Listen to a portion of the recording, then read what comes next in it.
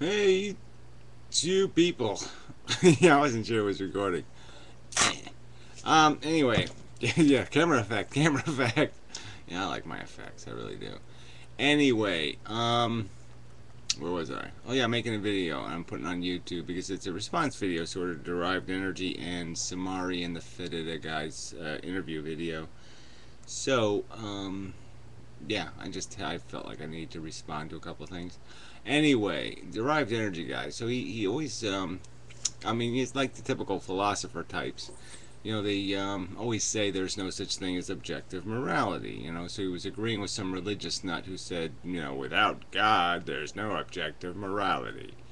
And the premise is idiotic in the first place because even God isn't objective morality. I mean, it's not an absolutely proven, credible morality, especially when the God never even shows up. And just by logical, reasonable scrutiny, you could kind of poke holes in the morality. I mean, right? I mean, punishing all women for all time for Eve's sins, punishing the children for the sins of the father. I mean, that's pretty bogus morality. On its face, it's kind of silly. And it doesn't seem very consistent with the whole Jesus forgiving 70 million times 7 or whatever. So, but anyway, the point is this God wouldn't have instant credibility, even if a God showed up, right? How we know he was the God of gods? How do we know he's not a fake God?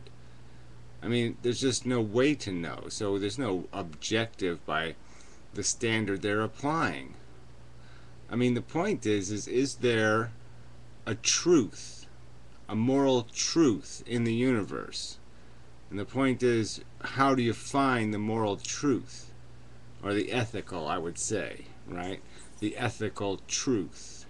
Where do you go to find it? Do you go look in the Bible, or do you listen to a soothsayer or a guy throwing bones in the ground? Or do you use logic? And the answer is quite obvious. So if anything is going to be called objective morality or ethics, it would have to be something derived through logic. And so I would think atheists would sort of have the corner on that market. Because they're not deriving their ethics from dogma, unproven, undemonstrated, totally unreliable hearsay evidence. Um, God is an unreasonable conclusion. That's why it requires faith, because there's no reasonable evidence you can add up to say there's a God. So it's just silly to call that objective morality. It's perhaps some sort of suggested morality, dogmatically suggested morality, faith based morality, but it's not objective morality. And the morality or ethics you could derive through just doing simple moral or ethical calculations, the golden rule, for example. Um, it's a pretty logical statement, kind of hard to work your way around it logically. No real way to do that, in my opinion. Pretty damn sure that if we could reveal the truth of the universe, the ethical truth that suffering matters, that it has meaning, weight, and all we're really gonna all that we're arguing is that we don't know it. We can't know exactly what the worth of a crying kitten is. We don't. But that doesn't mean we assume it doesn't have any weight. That would be just preposterous, in my opinion. So, yeah, so really it's about obtaining objective perspective, and and part of objective perspective is knowledge. It's not only being separated from a bias, but it's being at a position where you can view things in their proper context, in their real context, in their complete context. And I would argue that we can make a lot of those, that we have enough perspective now to be able to do that in a way that I would suggest is likely to be consistent with what the truth would be, even with absolute knowledge of every single interaction that ever took place, ever in all universes of all time. It's still going to be the same calculation. And it's one we can make logically based on evidence. So I just find it offensive to say atheists don't have the obligations of objective morality. Of course they do. They have the dilemma of having to research it through their own logical cognition rather than just read it out of a book. But like I said, if you're reading it out of a book, there's no reason to call that objective unless you've authorized the book, unless the book has some sort of authority. And faith and dogma is not authority. Jeez, it's just obvious. So anyway, it's irritating. I know it's a philosopher thing. I don't know who it was, Nietzsche or Kant or whoever the fucking asswipe, the guy I'd like to punch him in the nuts. Came up with this idea that you can't argue from an objective. You can't turn an is into an ought. Yes, you fucking can. All right? Suffering is bad. Oh, well, there you automatically have an ought. That means you ought not to make it unless you're going to eliminate more bad by doing it. Pretty goddamn fucking obvious. Suffering is a negative. Oh, well, negative's intrinsically bad. There's a second is. Yeah, you have an ought automatically. Duh. I hate that stupid, idiotic phrase. It's idiotic. Can't make an ought out of an is. Yeah, that's right. You make it out of two is's. Shitheads. Alright, so anyway. So on to the fifth head of the guy and Samari interview. Yeah. Alright, so they covered a few issues, but first the feminism, okay? They brought up feminism. That's what the guy did.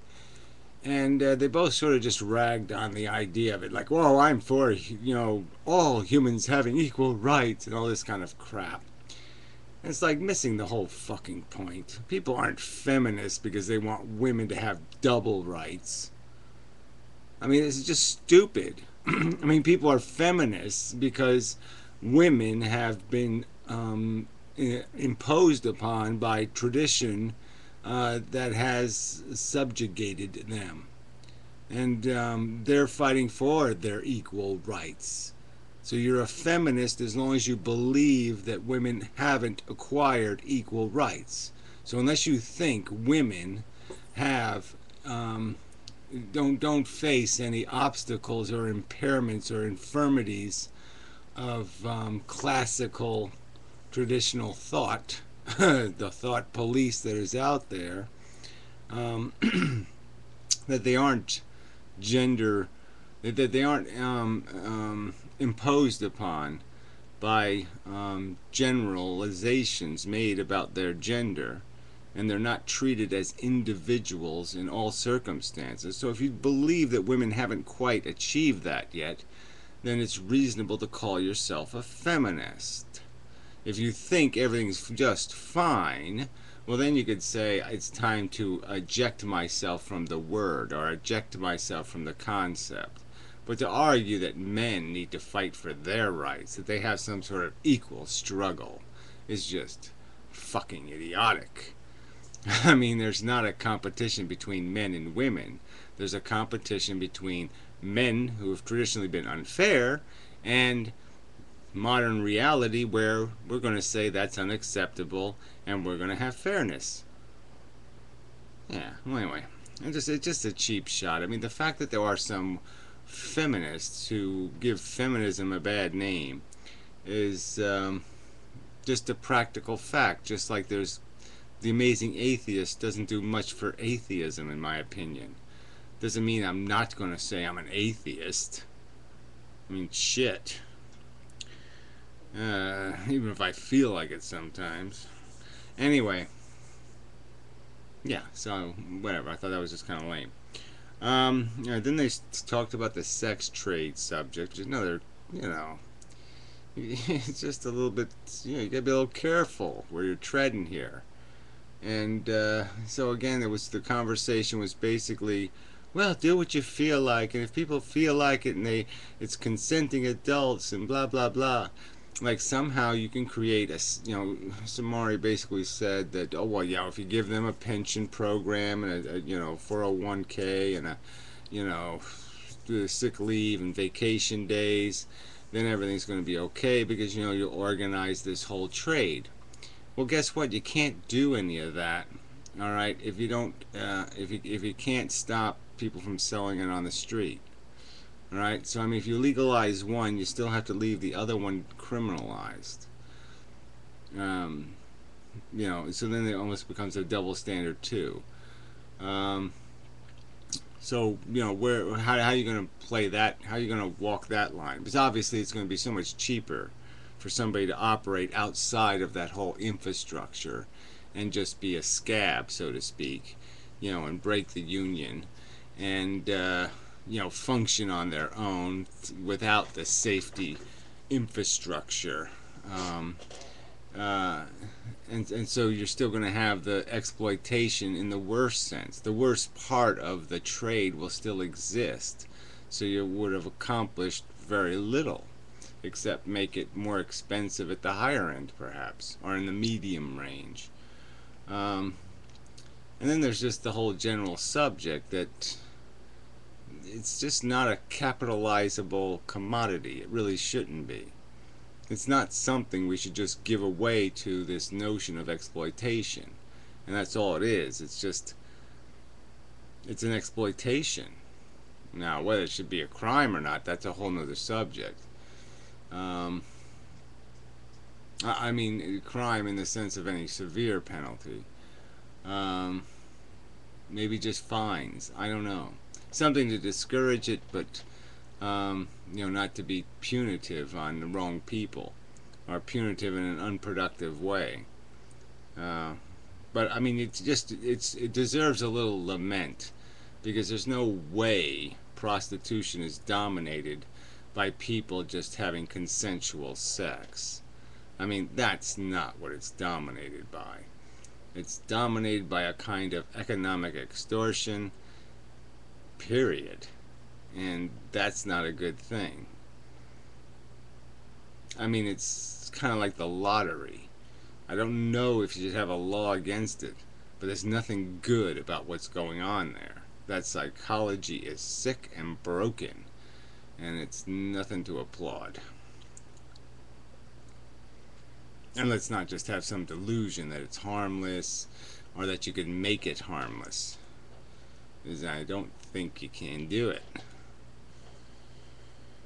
Alright, and the third one was, oh yeah, the right to die. And there seemed to be an awful lot of effort to qualify that people shouldn't die by mistake, and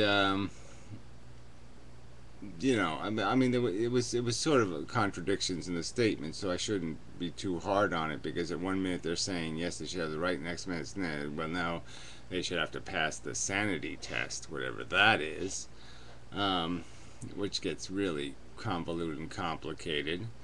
So I think the idea of either having a persistent living will, where once you're 18 years old, you're obligated to sign off on the voting form or whatever, to your preference. You either wish to have the right to die or you wish not to have the right to die. And once you say you don't want it, well, then you'll have to go to court to get it. But if you say, I want you to always respect what I say about my destiny, I don't want you to take my rights away because you think it's in my best interest. And I will assign a guardian who I trust to validate my circumstance. So if there is some serious doubt about my credibility or competence, then you just ask my guardian. And if my guardian says, well, it doesn't matter whether he's competent, he said 10 years ago he didn't want to be here, fucktards. So I don't care whether he thinks bananas are grapefruit, alright? It really doesn't matter. He said he'd like to be dead if anything's wrong with him, including being psychiatrically crazy. I mean, so it doesn't matter whether he's fucking crazy or not. This is already established. He doesn't have a terrible passion to be here. Anyway, so like I said, I'm not saying that what they said was horrible. I'm just saying they didn't say it very well, and it's kind of important that it be said a little better. I guess is my argument. Because there is no crime in somebody dying prematurely. There's no such thing as dying prematurely. I mean, there really isn't. Yeah, if you have kids, you have an obligation, all that kind of crap. But even in that circumstance, what's the point of somebody living who doesn't really want to live? If your passion wanes so easily, if you can just fall into some little flighty thought of killing yourself, well, then you're really not here. I mean, you're really not playing the game the way it needs to be played if you're going to be raising kids. You know. I mean, that's just really bogus. You really shouldn't be raising kids if you have bouts of, um, you know, jumping into the fucking garage with the exhaust pipe in your face. Um, yeah, it's just not a very good role model. Suicidal lunatic. So I'd almost argue that kids are probably better off without such parents. But whatever. But the bottom line is you know, I don't think it's so high a standard to have to just say if somebody can't say they want to live, then they probably should die. I mean, realistically. This whole idea that they're going to miss out on something, I don't think so. No, they're going to miss out on, you know, probably fucking somebody over, getting drunk and killing somebody on the highway prematurely, you know, before they ultimately die their own miserable death anyway. So anyway, it was a little just bogusly mushy. That'll be the end of my commentary. Sorry, video effects kind of sucked. I had some good ones before. Like I was melting stuff, and that was pretty cool. But I decided that wasn't a good idea because it clouded every. Ooh, that was kind of neat. It all went white. Wow, it all went white. It does clear the lens heat. Well, I actually fuzzied it up pretty good there. Yeah, I guess it's the moisture combination. Yeah, it wrinkled it. Yeah, so if you heat it flat, then it levels out. But if you heat it crooked, then it does this stripier thing. Well, see that? You learn something new every fucking, well, not every day, actually. Yeah, well, that's sort of interesting. I don't know if there's anything good I can do with that. It's really not that interesting. I can have a lot more fingers, maybe. Yeah. Yeah, no. Yeah, it wasn't that good. I screwed it again. Does that make it better? Squirts? Yeah. It's failed too. Yeah. Plastic. Alright. I have to color it. I have to melt something into the plastic. Like a little Jesus. Or some such thing. One more little flame job. See if I can get it to do something interesting. Interesting. Yeah, it didn't really. Yeah, it's only doing it on that one side too. Seems to have a. Ooh, melted it to the camera. Alright, I better be a little careful. Yeah, the camera won't function properly anymore. So they all have plastic lenses too. Anyway. Alright, enough of that nonsense. Till next time. And such. Yeah, I wish YouTube was more interesting. I wish more people would leave YouTube in droves. But yeah, there really isn't anywhere to go until I get a file uploader. But even then, gotta have some other, gotta give away free tasty cake or something. The website, I have to give away some kind of free stuff. I have to do something. I have to think of something. A plan. That's what I need, a plan. So I'll work on that. Sparkler. I want to lighten that. Anyway, I don't even know why it's on my desk. Just ready to burn the house down. Idiot.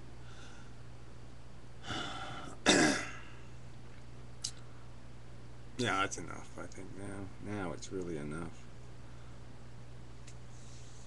Ugh.